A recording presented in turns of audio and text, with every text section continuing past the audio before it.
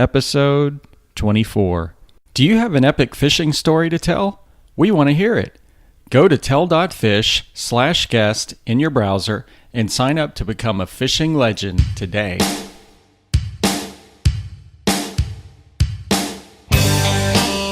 Welcome to the Telltale Fisherman podcast, where avid anglers share the story of their best fishing day ever to inspire yours. Now it's time for another epic adventure. So here's your host, John Woodson.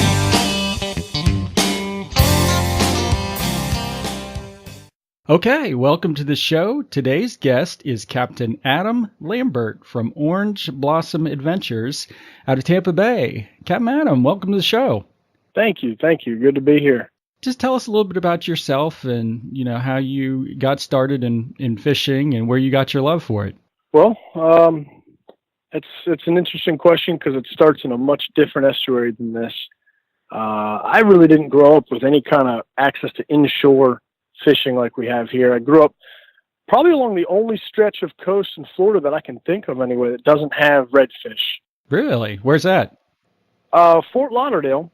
And yeah. Basically, you've got to run a good bit north or south to really get into redfish country. There's all the intercoastal there, seawall. It's not mangroves. It's deep. It's not oyster bars. It's just, for whatever reason, man, we've got great snook fishing over there. We've got tarpon year round. But I just didn't grow up with any redfish. Huh. Pretty lucky, though. I had a great childhood fishing in the Gulf Stream. You go out so little, and all of a sudden, you look at the depth finder and you're a few hundred feet and there's dolphin right on the boat and sailfish. It's pretty great, but I can't describe how I fell in love with redfish the first time I caught one. Yeah, that's what makes Tampa so special. Well, there's definitely something about them. Absolutely. So do you recall when it was that you first caught a redfish? Yeah, I was a teenager, moved up to the Panhandle of Florida, and I started fishing up there in the northernmost area of the Gulf of Mexico, and that really opened my eyes to redfish. That was the first few that I caught were up there.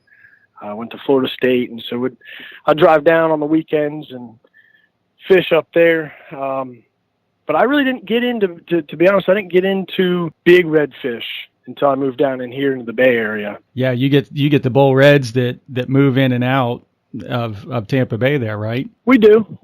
But I like spending most of my time in the northernmost part of the bay, way up in the backwaters. Do it pretty unconventionally. I've kind of found myself into taking about a 30-foot pontoon boat up into the backwaters and fishing 6 to 8 lines simultaneously. So it's not really style that you really see around here. Yeah. So you're fishing live baits or cut baits? A little bit of both. Mostly live.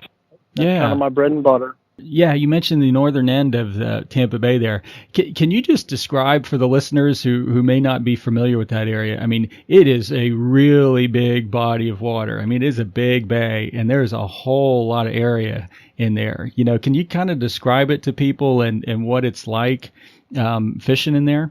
Yeah, that's exactly right. It is a lot of water, and it's constantly moving. But, a majority of it just doesn't get really deep. And there's oyster bars everywhere, different sandbars and ledges, and a lot of different, especially the northernmost part of the bay, from, say, Clearwater, Safety Harbor to Oldsmar to the Town and Country area. Basically, everything north of the Courtney Campbell Causeway, I mean, it's all mangroves, and there's so many different little creeks and nooks and crannies, if you will, in the backwaters there. It's seemingly endless. When you start learning all the spots there, there's always fish to get on. Yeah. But you'll find yourself spending a vast majority of the time you fish in, less than 2 foot of water. Mm-hmm. So the north end of the bay is quite a bit different than the south end, I guess, where it comes out through the Skyway. Okay. Absolutely. Yeah. You go down to the Skyway, Egmont, Fort DeSoto. The bottom part of the bay is a whole different world. Mm-hmm. No doubt about it. Now that opens you up to a lot of other species too. Yeah. They've got cobia. I mean, you can go down there by the Skyway and catch Goliaths. You can catch kingfish. It really opens up to a lot different. It's a big tarpon spot too, right? Huge. Yeah, absolutely. You can troll the shipping channel. You can go out there and live bait big baits, troll artificials and catch big smoker kingfish in the right time of year. Wow. But no, typically we spend about 80% of our time, I'd say, just north of the Courtney Camel Causeway, fishing backwaters. Yeah, and as we were saying, that area alone is so huge. That's probably more than you can cover. Yeah, I mean, it's probably more water than you have time to cover, right? Oh yeah. I mean, you could be on the water every day in the bay and not get tired. Yeah.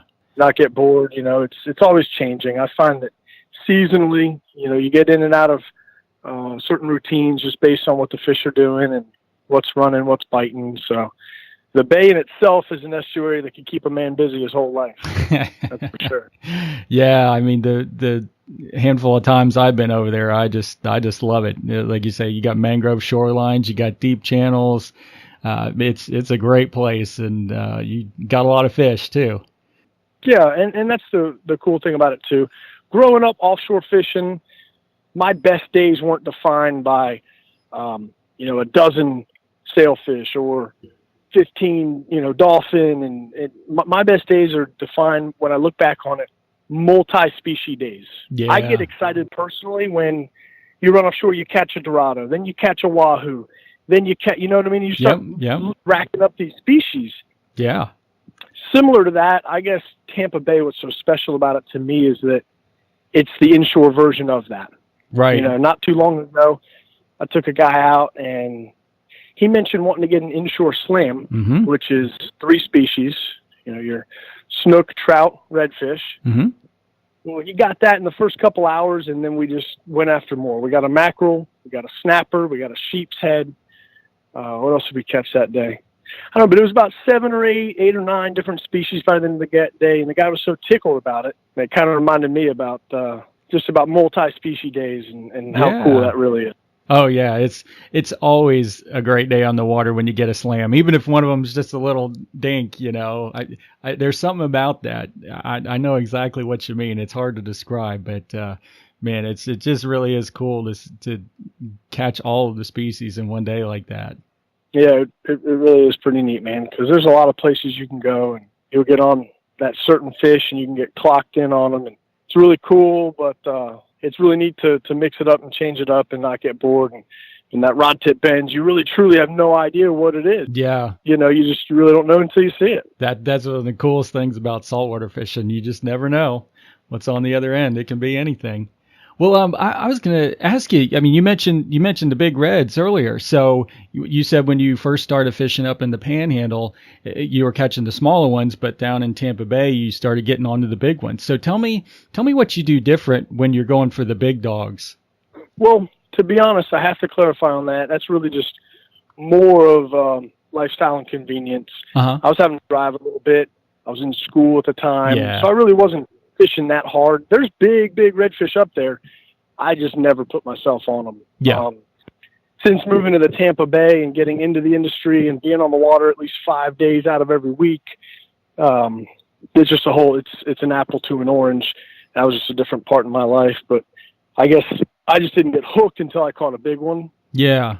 And that was down here. When I say big, I don't mean, I see everybody in, also North Carolina and Texas and some of these other places catching these 40-inch plus monsters. Mm-hmm. I haven't been lucky enough to see one of those firsthand yet, but we catch in the 30 to 32, sometimes 33, 34-inch range. Yeah. And, man, that on light tackle, there's just something about it. Oh, absolutely. Yeah. So those are over the slot fish, right? For people who may not know the Florida size. Those are, it's a quick picture and then right back in the water, revive, and get excited watching it swim away.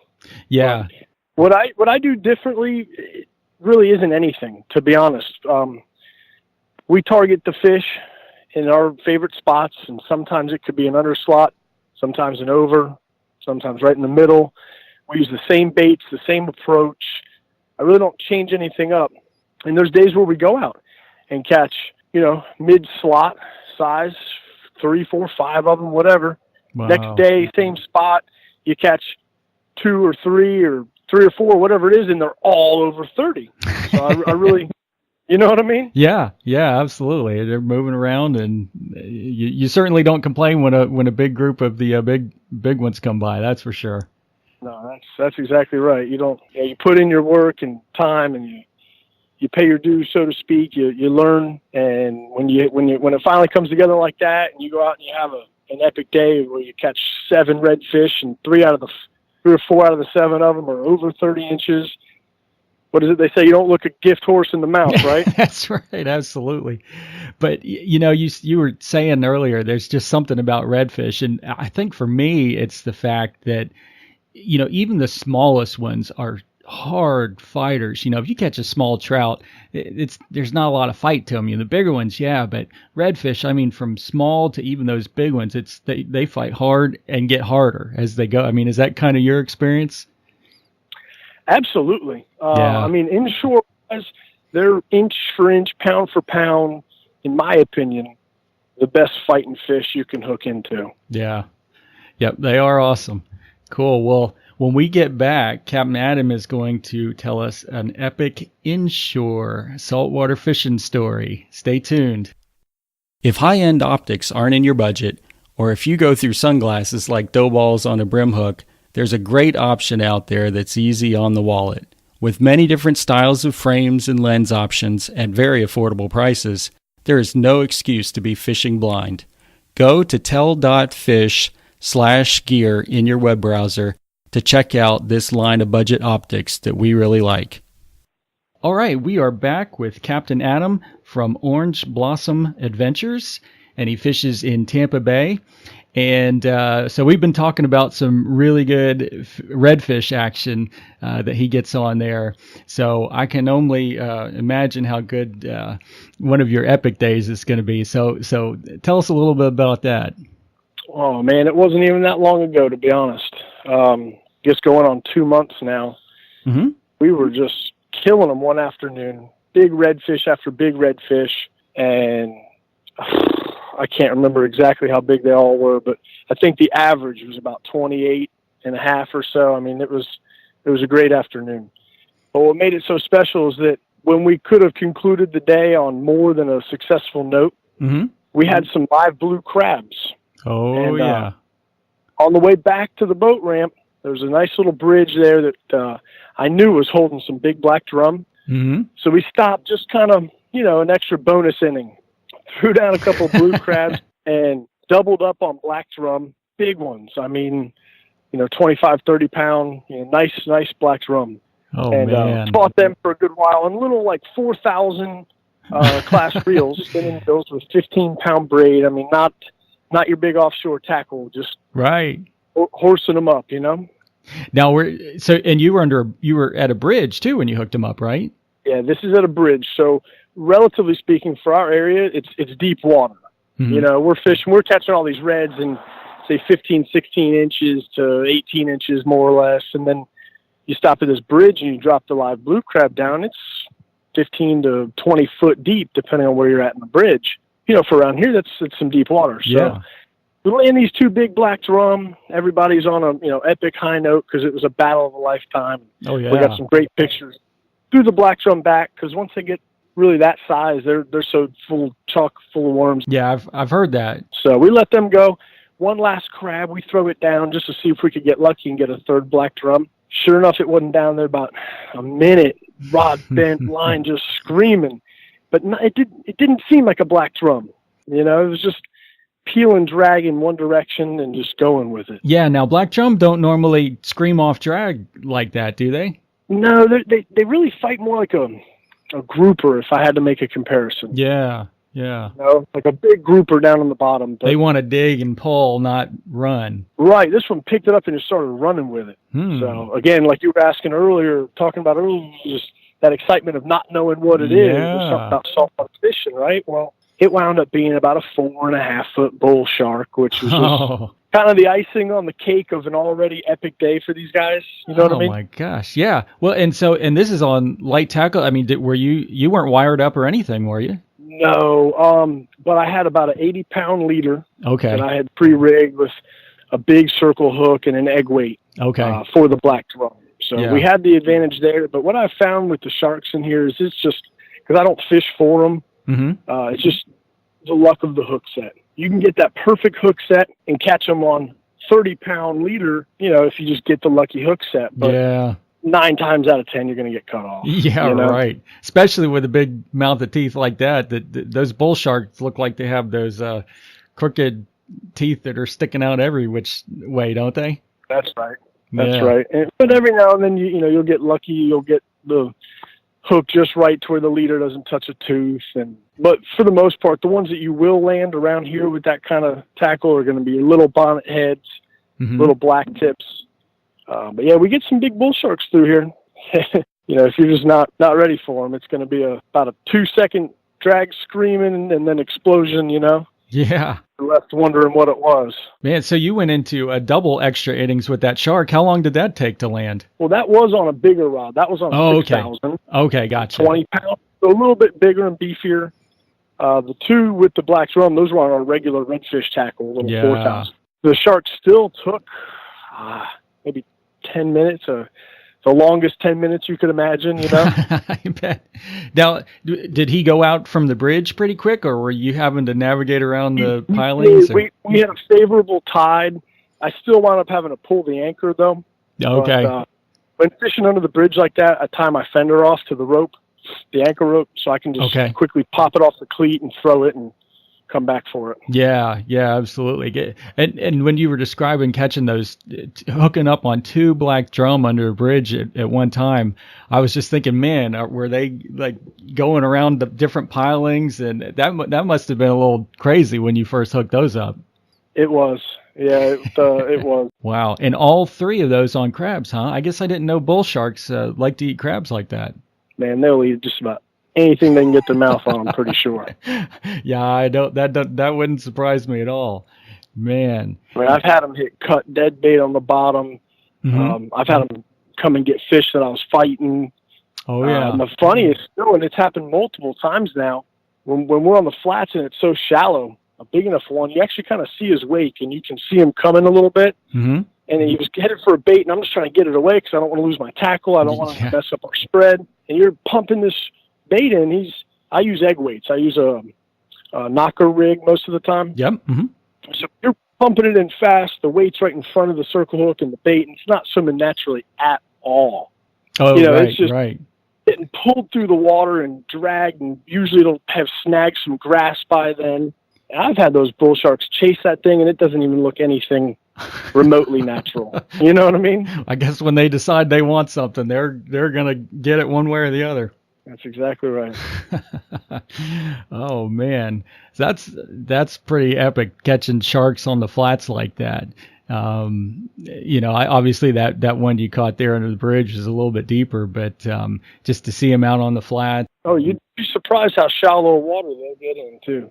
Yeah, man. Well, that really is an epic day to not only be catching the big reds like that, but then to get on the big black drum and then cap it off with a big shark like that. Man, I know you had some.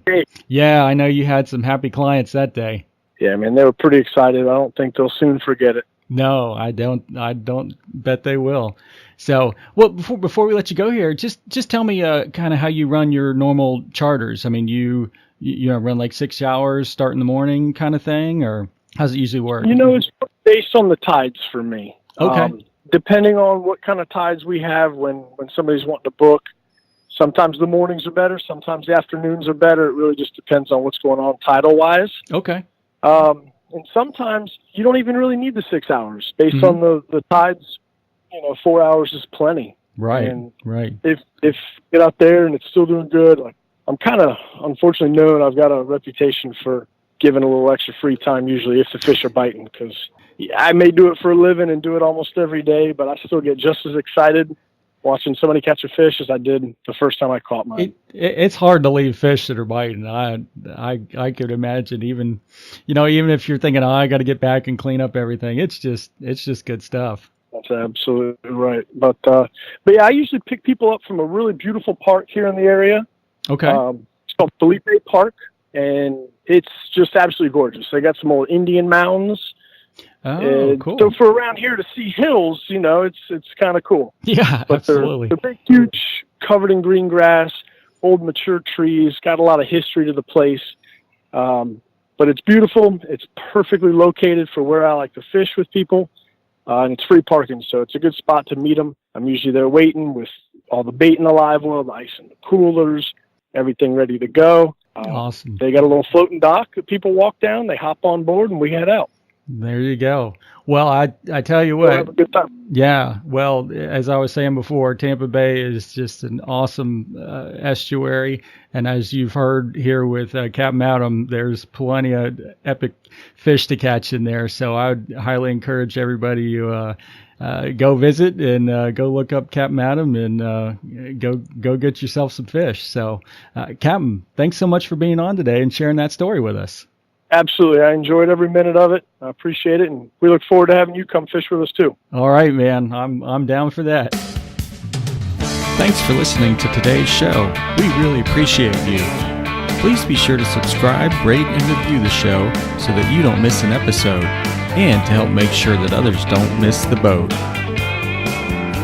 This has been the Telltale Fisherman Podcast. Thanks for sharing another great tale with us. Be sure to check out the show notes page for more info on today's show and the gear we talked about.